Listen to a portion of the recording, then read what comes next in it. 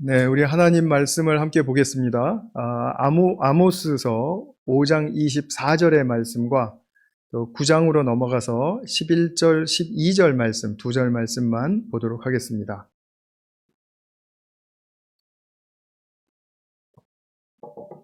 아모스서 5장 24절, 9장 11절과 12절의 말씀, 제가 세 번역으로 봉독하겠습니다.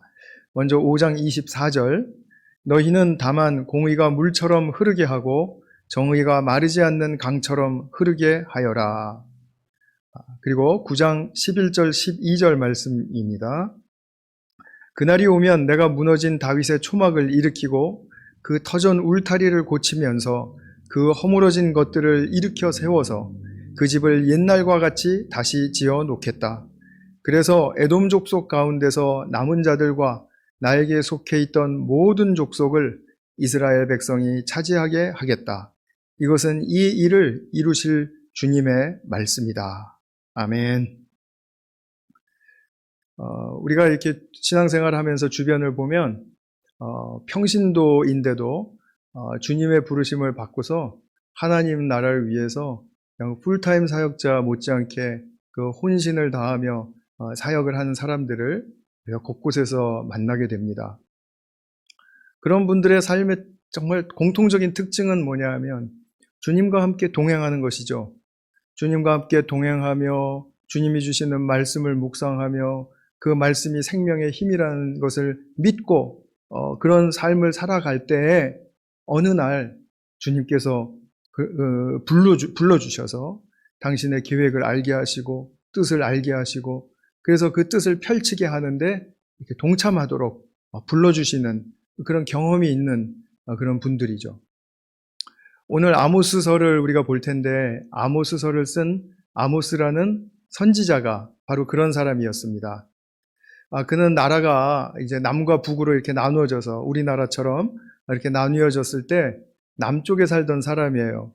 남유다 왕국의 드고아라는 그런 장소에서 살던 사람인데 이분은 양을 치기도 하고 그리고 뽕나무를 재배하면서 먹고 살았던 사람입니다. 1장 1절과 또 7장의 그 14절 15절의 말씀을 보면 그것을 우리가 알 수가 있어요. 우리가 앞서 보았던 이사야 선지자처럼 왕족 출신도 아니고 또 예레미야 선지자처럼 레위 가문의 제사장 집안 출신도 아니고 정말 너무나도 평범한 그런 농부였고 또 목자였던 그런 사람이었습니다. 앞서서 이제 엘리야나 엘리사 같은 그런 걸출한 사역자들이 있었죠.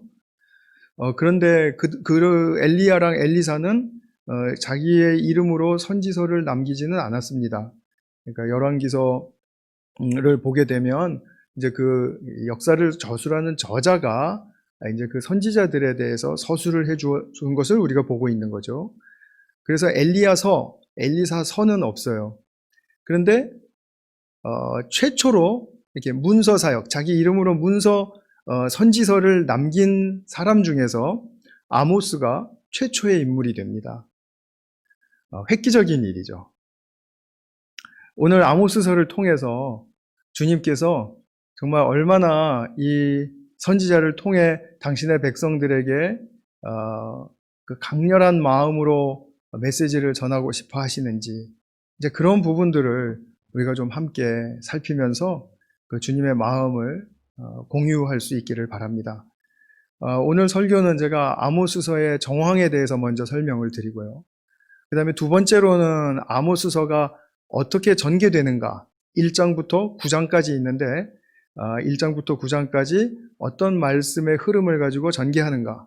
그리고 세 번째로는 하나님께서 우리에게 세 번째로는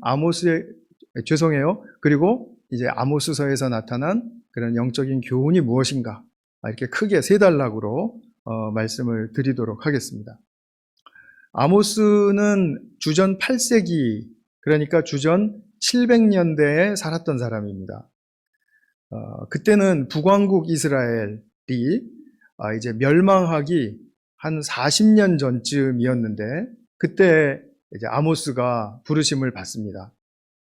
근데 남왕국 사람이었는데 그를 부르셔서 북왕국으로 보내시는 거예요.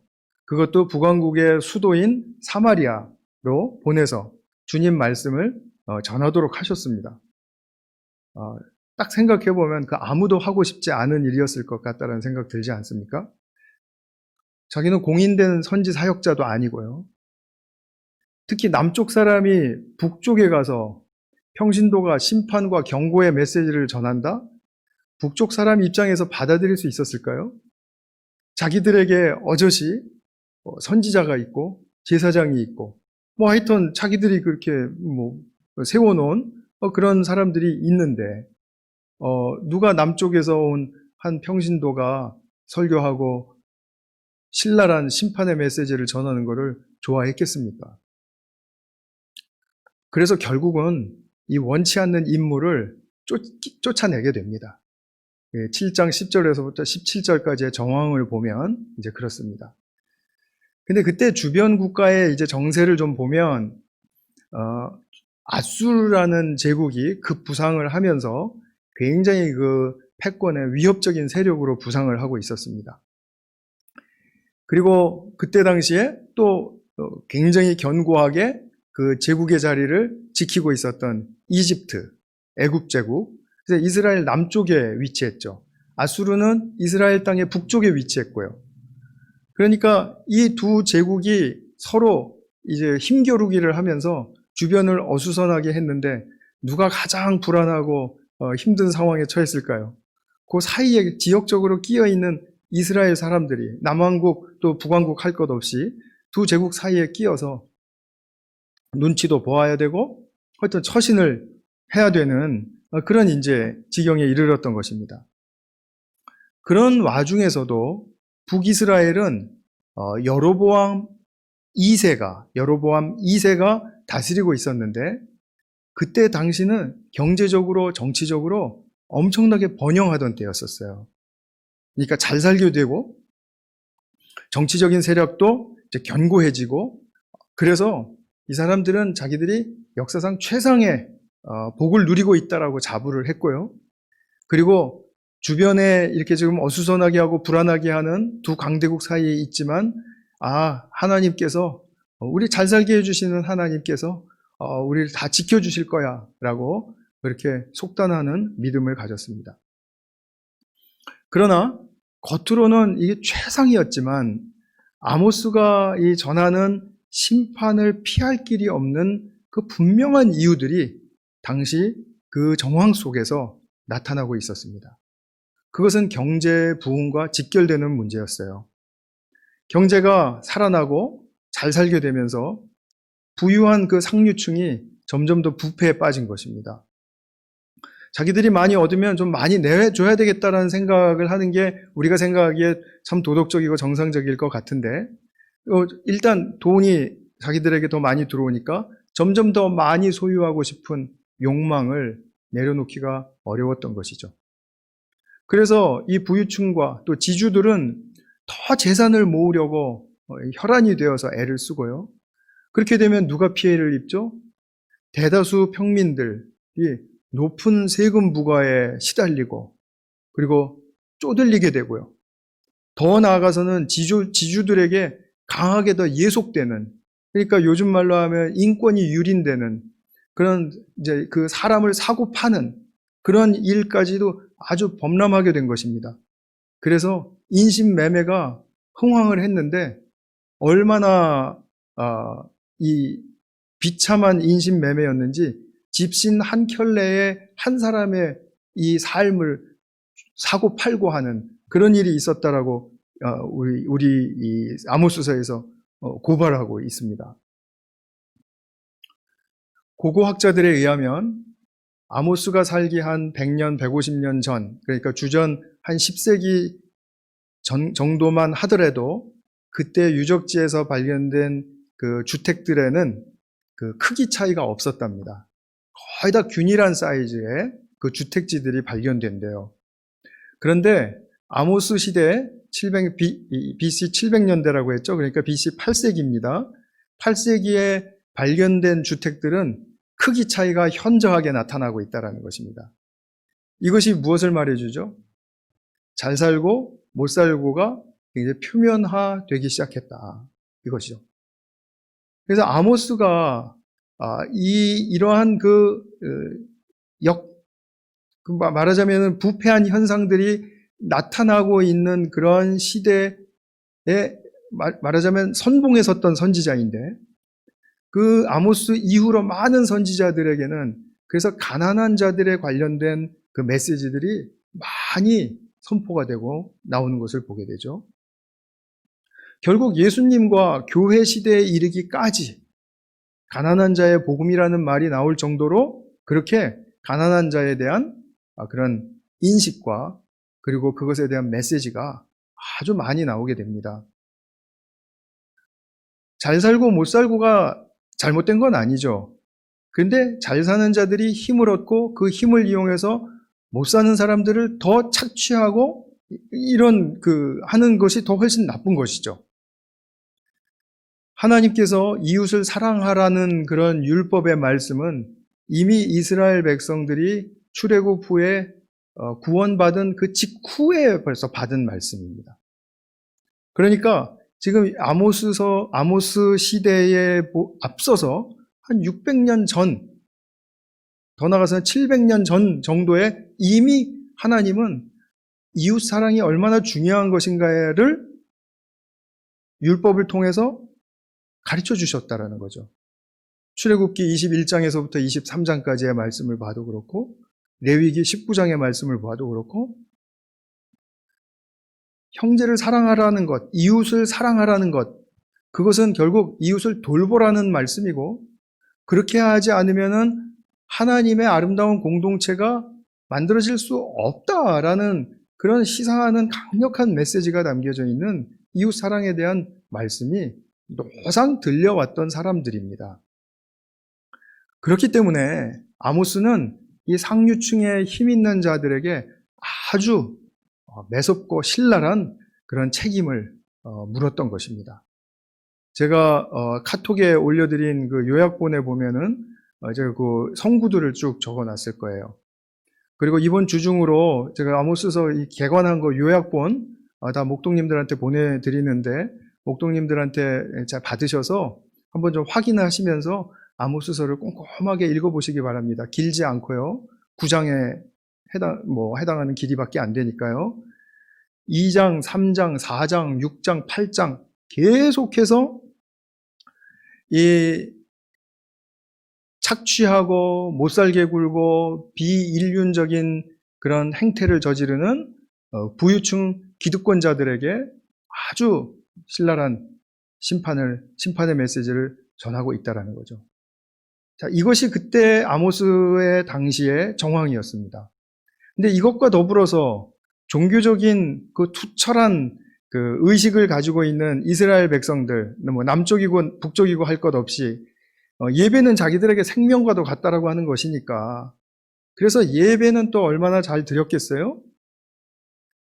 그런데 문제는 예배를 드렸는데 잘못된 예배였다라는 거죠. 이웃과 형제를 사랑하기는커녕 착취하는 것은 자기들이 아무리 헌금을 많이 모아서 아름답게 성전을 짓고 또 예배에 화려한 것들을 많이 동원을 하고 또 많이 모여서 예배를 드린다라고 해도 그것은 주님께 요란스러운 것이다. 그리고 주님을 모독하는 것이다. 이렇게 말씀을 하세요. 5장 21절에서부터 24절까지의 말씀에서 특별히 그 예배에 관한 그 지적을 하고 있으시죠. 이렇게 당시 정황은 나라 밖에서는 강대국과 주변 국가들이 힘으로 판을 치고요. 나라 안에서 경제는 흥하는데 그 흥함으로 말미암아 일어난 힘 있는 자들이 오히려 이웃을 착취함으로써 빈부의 격차가 벌어지면서, 그러면서 비도덕적이고 그리고 하나님이 원하시지 않는 말씀에 어긋나는 그런 불순종의 일들, 반역하는 일들이 일어나게 되니까 이제는 하나님이 개입하시지 않을 수가 없는 것이죠. 아모스를 통해서 이렇게 극도로 이기적인 거짓의 현실, 역창조의 상태, 이것을 지금 깨버리시려는 것이죠. 그래야만 이것이 깨져야 회복이 일어나니까요. 그죠? 우리가 종기가 났는데, 크게 났는데, 그거를 도려내는 수술을 하지 않고, 그리고 회복을 기대할 수 있습니까? 도려내야 되죠. 그래서 하나님께서는 개입하시게 된 것입니다. 그럼 우리가 한 가지 의아한 게 있습니다. 그게 뭐냐면, 북이스라엘에는 주님의 메시지를 전할 사람이 정말 없었는가? 그렇다고 말할 수 있어요. 그래도 있었겠지. 그래, 맞아요. 그래도 있었을 수 있습니다. 그러나 하나님은 부르시지 않았다라는 겁니다. 어떻게 한 사람도 없을 수 있는가? 그렇게 많은 예배자들이 있고 신앙인들이 있는데. 그런데요, 구조적으로 세속적인 그 판이 강하게 짜여지면 그 가운데서 하나님 의도적으로 한 사람도 부르시지 않을 수 있습니다. 앞서서 말씀드렸듯이 이 파워 지상주의, 그 판도가 지금 강력하게 짜여졌거든요. 파워 지상주의, 야수적인 그 인본주의라고 말할 수 있죠. 원래 야수적 자본주의라는 말이 요새 나오고 있는데요. 제가 조금 좀 말을 바꿨습니다. 야수적 인본주의라고. 그래서 개인, 공동체, 국가 할 것 없이 모두 다 힘겨루기 구도의 시스템을 딱 짜버리면 그럼 그 안에서 결집된 힘센 자들이 착취할 수 있도록 허용해주는 꼴이 돼버리는 거거든요. 그러니까 그렇게 자행하도록 하는 것은 하나님의 뜻을 완벽하게 거스르는 그런 개인적인 차원에서의 일이 아니라 공동체적인 차원에서 하나님이 거기서 부르실 사람이 없다라고 말씀하시는 것은 당연한 거라고 저는 그렇게 생각이 됩니다. 그래서 아모스가 남쪽에서 부름을 받고 북쪽으로 간 것이죠.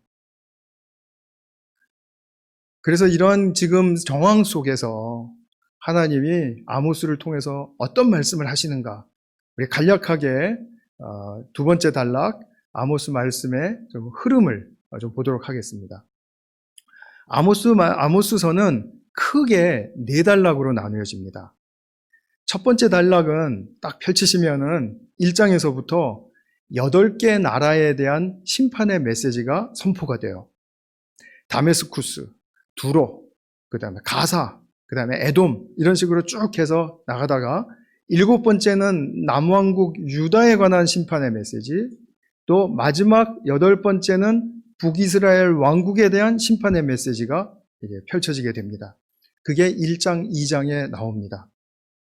2장 6절에 보면 하나님께서 북이스라엘에게 이런 말씀을 하세요. 나 주가 선고한다. 이스라엘이 지은 서너 가지 죄를 내가 용서하지 않겠다. 그들이 돈을 받고 의로운 사람을 팔고 신 한 켤레 값에 빈민을 팔았기 때문이다. 제가 아까 말씀드린 부분이 바로 여기 나오죠. 그 다음에 두 번째 단락으로는 이제 북이스라엘 왕국에 집중해요. 그래서 북이스라엘에 대한 메시지로 이제 펼쳐지게 됩니다. 3, 4, 5, 6장, 우리가 4장에 걸쳐서 북이스라엘에 대한 메시지가 나오게 되는데, 이제 줄이면 이것입니다. 강대국 아수르에 망할 것이다. 그리고 죄를 지을 때 알게 해주었는데도 불구하고 회개하지 않고 나에게로 돌아오지 않았다. 이 말씀은 정말 가슴 아프게 하시는, 반복해서 말씀을 하세요. 회개하지 않았어요. 5장, 6장 이렇게 보면은 주님이 얼마나 간절하신지, 주님을 찾으면 산다. 나를 부르짖으면 내가 듣는다. 이런 말씀으로 시작돼요. 5장, 6장은. 그리고 가난한 사람을 그토록 착취하는 것을 지적하시면서 그치라는 거죠. 그런 짓을 그치라는 거죠. 그러면서 하시는 말씀이 아모스서의 대표적인 우리가 기억하는 유명한 말씀. 너희는 다만 공의가 물처럼 흐르게 하고 정의가 마르지 않는 강처럼 흐르게 하여라. 자, 이 말씀의 뜻은 뭐예요? 옳은 것을 위해서 싸우라라는 말씀이에요? 아닙니다. 일축하면 가난한 자 돌보라라는 이야기입니다. 공의가 물처럼 어떻게 흐릅니까? 가난한 자를 돌봄으로써. 정의가 어떻게 마르지 않는 강처럼 흐릅니까? 가난한 자를 돌봄으로써. 이것을 계속해서 주창하고 있는 책이 아모스서입니다. 그런 다음에 아모스서의 세 번째 단락은 7장부터 9장 거의 마지막까지 갑니다. 여기서는 아모스가 본 환상의 기초예요. 5가지 환상을 보여주십니다. 메뚜기 떼 환상, 기근의 환상 뭐 등등 해서 5가지 환상을 보여주시는데 마지막 환상이 뭐냐면 이 북왕국의 성읍, 그러니까 사마리아 성읍이 망할 것이다. 붕괴될 것이다. 그리고 민족은 전멸할 것이다. 아주 참담한 결과를 보여줘요. 그럼 이것을 미리 보여주는 것은 그렇게 꼭 이루어질 거라는 말씀이 아니라 회개하라라는 말씀이죠. 회개. 그런데 이들이 메시지를 듣고서도 회개하지 못했어요. 그렇기 때문에 그냥 바로 성전 붕괴와 민족 전멸, BC 722년에 아수르에서 폭망하게 되는 것입니다. 그래서 이 5가지 환상을 보여주는 단락이 세 번째로 나오고 마지막으로 짧게 9장 11절에서 15절까지 마지막 절입니다. 여기에 대해서는 감사하게도 회복에 대한 약속의 말씀을 전하십니다. 요약하면 우리가 아까 읽은 본문 11절에 무너진 다윗의 초막을 회복하신다. 이 초막이라는 말은 그 개역개정에는 천막이라고 나왔을 겁니다. 근데 이 말씀은 원어로 보면 왕조라는 뜻이에요. 그러니까 다윗의 집안, 다윗의 왕조, 그러니까 말하자면 다윗의 다스림을 회복시켜 주실 것이다. 근데 다윗이 어떤 다스림을 했죠? 어떤 다스림을 했습니까? 다윗이 다스릴 때는 모든 주변 국가들과 평화로 연대하고 서로 돕고 상부상조하면서 협력해서 정말 다윗 왕국이 그 중앙에 우뚝 섰지만 그 주변 국가들도 다윗 왕국을 정말 이렇게 협조하고 그리고 또 순복하고 이렇게 하면서 그 큰 제국을 이루었었어요. 다윗의 정말 사랑과 공의의 다스림이 있었기 때문이죠. 그런데 다윗의 초막이 무너졌다라고 말씀하세요. 무너진 다윗의 초막을 회복하신다. 그러면 이 무너졌다라는 말은 이 선하고 아름다운 통치를 잃어버렸기 때문에 주변 국가들에 대한 그 선한 통제도 다 잃어버렸고 그리고 그래서 서로 그냥 으르렁거리면서 힘겨루기 싸움하고 있는 그런 상황밖에 안 된 것을 주님께서는 지금 이 다윗의 다스림을 잃어버렸기 때문에 이런 일이 일어났다라고 말씀하시면서 다윗의 다스림, 왕권을 회복하겠다 이렇게 말씀하시죠. 그래서 12절에서는 이것도 아까 우리가 읽었죠. 주변의 국가들, 하나님께 속한 주변의 국가들이 다 돌아오게 하겠다고 말씀을 하세요. 돌아오게 하겠다. 그리고 14절에 보면 당신의 백성들을 다 다시 데려오셔서 허물어진 성읍을 다시 세워주시고 포도원, 과수원을 만들어서 산물을 먹게 하실 것이다. 이건 상징적인 언어죠. 회복의 상징적인 언어입니다. 꼭 뭐 포도만 있고 뭐 과수만 되고 이런 게 아니라 에덴과 같은 회복의 상태로 이끌어 주시겠다라는 뜻이에요. 그래서 이렇게 회복의 말씀을 끝으로 아모스서는 끝이 납니다. 그러니까 첫 번째, 열국에 대한 심판 메시지. 두 번째, 북왕국에 대한 심판 메시지. 세 번째, 아모스에게 보여준 5 환상의 메시지. 그 다음에 네 번째, 회복의 메시지. 이렇게 4가지로 쭉 펼쳐지는데 내용의 흐름은 뭐 전혀 어렵지가 않죠. 그러면 아모스서를 통해서 우리가 어떤 영적인 교훈을 얻을 수 있을까? 딱 한 문구로 이야기하라고 말한다면 저는 정의와 사랑이라고 말을 하고 싶어요. 자, 그거 어떻게 해서 그런 영적인 교훈이 지금 나타나고 있는지 한번 보겠습니다. 제가 지난 요엘서 강의 마지막 부분에서 선지자들은 백성들이 몇 명이나 회개해서 돌아왔고 어떤 모습으로 회복되었고 한 거를 보고하지 않는다라고 그렇게 말씀을 드렸죠. 그래서 왜 그렇다 그랬죠? 그냥 하나님의 순전한 그 마음과 계획과 뜻을 딱 선언하는 데서 끝이는 거예요. 하나님은 이러하시다. 그러면 각자에게 묻는 거죠. 하나님은 이러하시니까 여러분은 어떻게 반응하고 어떻게 살아가겠습니까? 라고 각자에게 묻는 것입니다.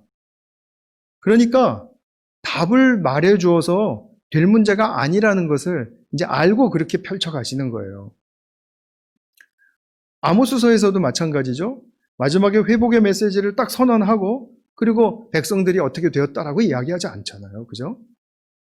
그런데 우리는 역사를 이제 쭉 지내왔고 그리고 그 역사를 이제 돌아볼 수 있는 자리에 있으니까 그렇게 회복의 메시지를 하셨는데 회복의 메시지가 역사 속에서는 문자적으로 이루어지지 않았다라는 게 그게 이제 우리에게 딜레마가 되는 것입니다.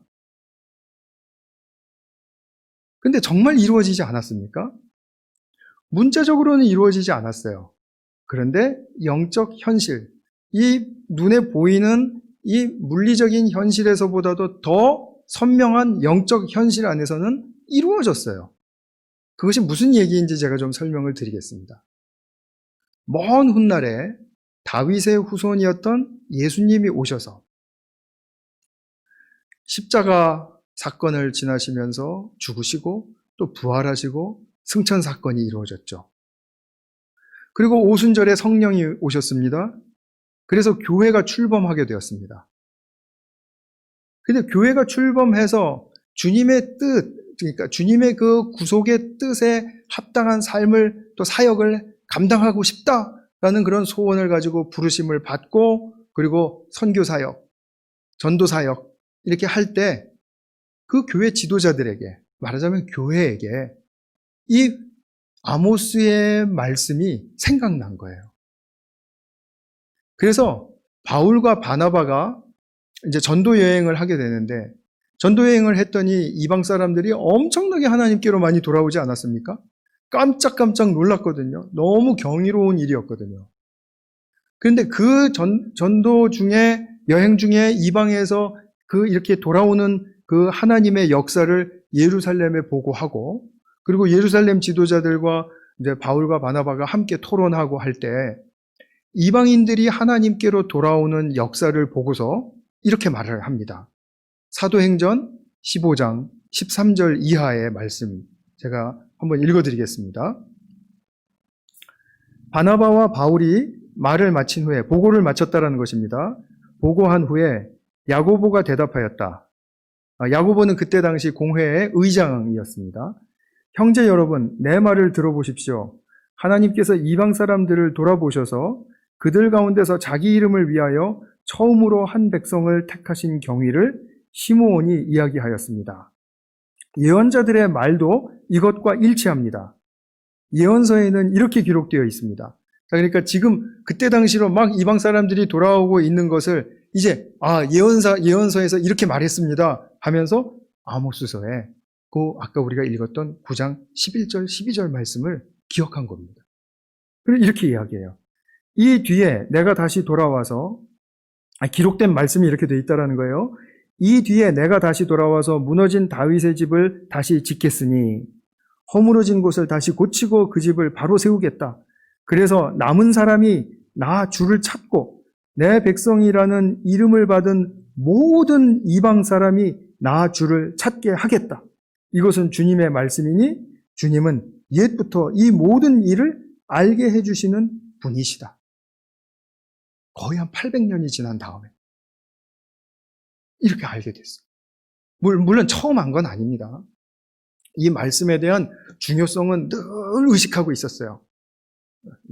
역사적으로 이 신앙을 계승하는 사람들이.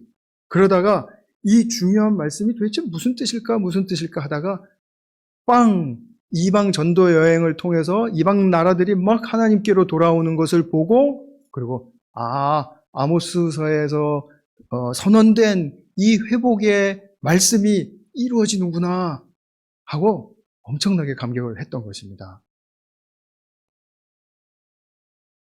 그러면 이방으로 나가서 이방 사람들이 돌아오도록 하는 그런 과정 속에서 무엇이 필수 불가결입니까? 하나님의 말씀을 선포해야죠. 그죠? 하나님의 말씀을 가르쳐야죠. 자, 그러면 바울과 바나바 같은 선교사들이 이방으로 나가서 하나님의 말씀을 전할 때 무슨 말씀을 전했을까요? 예수 믿고 천국 가라? 그러면 그래요? 그게 더 구체적으로 좀 말씀해 주시죠. 그러면은 뭐라고 얘기를 해야 됩니까? 하나님의 말씀은 지금 여러분들이 지금 하나님께로 돌아오기를 간절히 구하고 있다. 그런데 그 간절히 돌아올 때 하나님의 크신 사랑을 체험하기를 원한다. 그래서 성령 체험하기를 원했고, 그래서 말씀이 깨달아지기를 원했고, 그래서 선교 사역 속에서 그 일이 왕성했던 것이죠. 그러면은 그 말씀을 듣고 받아들인 사람들이 하나님께로 돌아올 때, 그러면 우리는 하나님 사랑을 받고 돌아가기만 하면 됩니까? 아니지. 하나님이 우리에게 베풀어 주시는 사랑에 합당한 삶을 살면서 와야죠. 우리 지난주에도 말했죠. 회개하고 돌아간다라는 말은 내가 돌이킨다라는 것뿐만 아니라 돌이키는 그 방향에 합당한 삶을 사는 것이라고요. 그러면 사도 바울과 다른 선교사들이 뭐라고 말을 했을까요? 당연히 이 말을 했죠. 하나님을 사랑해라. 그리고 이웃을 사랑해라. 당연히 그 말씀은 예수님의 말씀의 핵심 중에 핵심이기 때문에 그 말씀을 빼놓고는 선교 사역을 할 수가 없는 것이죠. 하나님을 사랑하고 이웃을 사랑하겠다라는 결단을 내리고 그 방향에 나의 삶을 다시 재구성해서 그리고 새로운 삶을 살겠다라고 그렇게 의지하면서 하나님께로 나와라. 그랬더니 사람들이 막 밀려 들어온 거 아니에요? 그렇게 살겠다고. 그죠? 그렇게 살고 싶다고. 그런데 이것은 이미 아모스의 정황 속에서 아모스가 강조한 메시지였죠. 이웃을 사랑해라. 율법에도 우리가 받은 율법에도 나오지 않는 말씀 아니냐? 나오는 말씀 아니냐? 제 말은 잘 들으셔야 됩니다. 그래서 5장 24절 공의가 물처럼 흐르게 하고 정의가 마르지 않는 강처럼 흐르게 하라. 어떤 맥락에서 이 말씀을 하셨다고요? 가난한 사람하고 약한 사람들을 착취하고 못살게 구는 그 죄악의 상황 속에서 하신 말씀이라고요. 자, 그러면은 이 말씀은 결국 무엇을 지적하는 말이죠? 너희들은 지금 율법을 어기고 있다. 율법에서 가장 중심에 두고 있는 이웃 사랑에 대한 메시지를 놓치고 있다. 그거죠. 우리가 종종 사랑과 정의가 서로 대치되는 것으로 오해하고 말하는 경우가 많습니다. 하나님이 하신 일을 우리 인간의 말로 설명하려니까 그렇게밖에 말할 수 없는 그런 우리의 한계를 저는 인정을 합니다. 그러나 제가 오늘 본질적으로 이것에 대해서 좀 정확하게 지적을 해드릴 테니까 잘 생각하시고 받아들이실 수 있기를 바랍니다. 십자가를 설명을 할 때 하나님은 공의를 이루시기 위해서 마치 아들에 대한 사랑을 포기한 것처럼 그렇게 이야기를 해요. 아들을 죽게 하셨으니까 아들에 대한 사랑을 포기했다라고 그렇게 생각을 하는 것 같아요. 여기서 바로 첫 단추가 잘못 끼워지는 것입니다. 아버지는 아들에 대한 사랑을 포기하신 적이 있습니까? 포기하신 적이 있습니까? 여기에 대한 분명한 답이 있으셔야 돼요. 포기하신 적 없어요. 사랑 속에서 주님의 크신 그 아들에 대한 사랑 속에서 아들의 죽음을 보고 아픔과 슬픔이 동반된 것입니다. 이것을 사랑하지 않는다라고 말할 수 있습니까? 아니죠. 그러면 하나님이 아버지가 아들 예수님께 십자가를 강요하셨습니까? 아니죠. 생명의 길로 인도하는 십자가, 죽음의 십자가는 예수님의 선택이셨어요. 제가 많이 인용하는 히브리서 12장 1절 말씀. 주님은 십자가 후에 있는 그 하나님 나라의 즐거움을 위하여 십자가의 모든 과정을 인내하고 겪어 가셨다. 주님이 선택하신 일이었습니다. 물론 아버지의 뜻이 거기 있었기 때문에 순종하는 선택을 한 것이죠. 그러나 주님이 선택하시지 않았으면 십자가가 없었을 수도 있어요. 그래서 우리가 예수님을 예배의 중심에 모시는 것 아닙니까? 그 위대한 선택을 하신 분이기 때문에. 주님은 이 땅의 사랑의 성취를 이루기 위해서 십자가 죽음으로 가셨고 그리고 죽으심으로 말미암아 사랑의 그 성취를 꽃 피워내셨습니다. 그러니까 죽음은 저주인 것처럼 보였지만 사실은 사랑의 성취를 이루는 과정이었다라는 거죠. 여기서 주님은 진정한 정의를 실현하신 것입니다.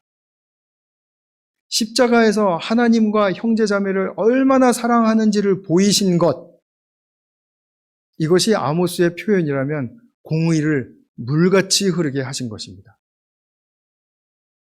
인간 세상에서 말하는 정의가 뭡니까? 우리 인간들이 옳고 그런 도덕 기준에 어긋나는 것을 그냥 의협심을 가지고 화를 내면서 싸우면서 달려들면서 고치겠다라고 부르짖는 것. 정의롭다라고 이야기를 하죠. 물론 그것도 인간 사회에서 인정될 수 있는 정의겠지만 성경적인 정의에서는 약간 부분적이고 약간 좀 사이드에 있다. 그리고 공익을 위해서 소수를 희생시키는 것을 정의라고 또 이야기할 수도 있겠죠? 세상에서는 그럽니다. 그러나 하나님의 정의는 결코 사랑을 떠나지 않습니다. 결코 사랑을 포기하는 적도 없고 그리고 사랑에 굳건히 기초합니다. 하나님의 정의는 그렇습니다. 아모스 시대에도 정의라는 것은 가난한 이웃을 돌보는 사랑을 기초로 나타나는 것입니다. 그러면 정의가 흐르게 돼요. 정의는 사랑의 표출이고 사랑의 실행입니다. 그러므로 사랑 없는 정의는 없습니다. 성경적으로. 정의가 나타나지 않은 사랑은 아직 사랑이 아닙니다. 이렇게 말할 수 있습니다. 사랑과 정의에 대한 그건 밀접하고도 서로가 이렇게 같이 상호 보완하는 그런 측면에서 우리가 이해를 하게 되면 정의를 구현할 때 사랑을 놓치지 않을 것이고 사랑을 가질 때 정의가 드러나는 것을 구하면서 우리가 열망을 가지고 사역과 삶을 감당할 수 있을 것입니다. 이런 성경의 핵심적인 가르침을 우리가 잘 받아들일 수 있으면 좋겠고요. 공의가 물처럼 흐르게 하고 그리고 가난하고 약한 나의 가족, 이웃, 동료 인간들을 사랑하는 가운데 하나님의 약속의 회복이 이루어질 수 있기를 간절히 축원합니다. 같이 한번 기도하겠습니다. 사랑하는 주님, 아모스 시대에서부터 참으로 주님의 정의가 지적되고 또 주님의 정의가 허물어진 것을 가슴 아파하고 있습니다. 오늘날 우리가 주님의 정의를 이루어드리는 길은 무엇일까요? 하고 물었을 때 우리는 오늘 아모스서를 통해서 답을 얻게 됩니다. 주님, 우리가 참으로 이웃을 사랑하고 형제자매를 돌보고 섬기는 것에 대해서 참으로 얼마나 이것이 핵심적인 복음의 삶의 자리에 있는지를 깨닫고 그리고 나아갈 수 있도록 도와주시고 이끌어 주시옵소서. 주님께서 함께해 주신 은혜를 감사드리며 예수님의 이름으로 기도하였습니다. 아멘.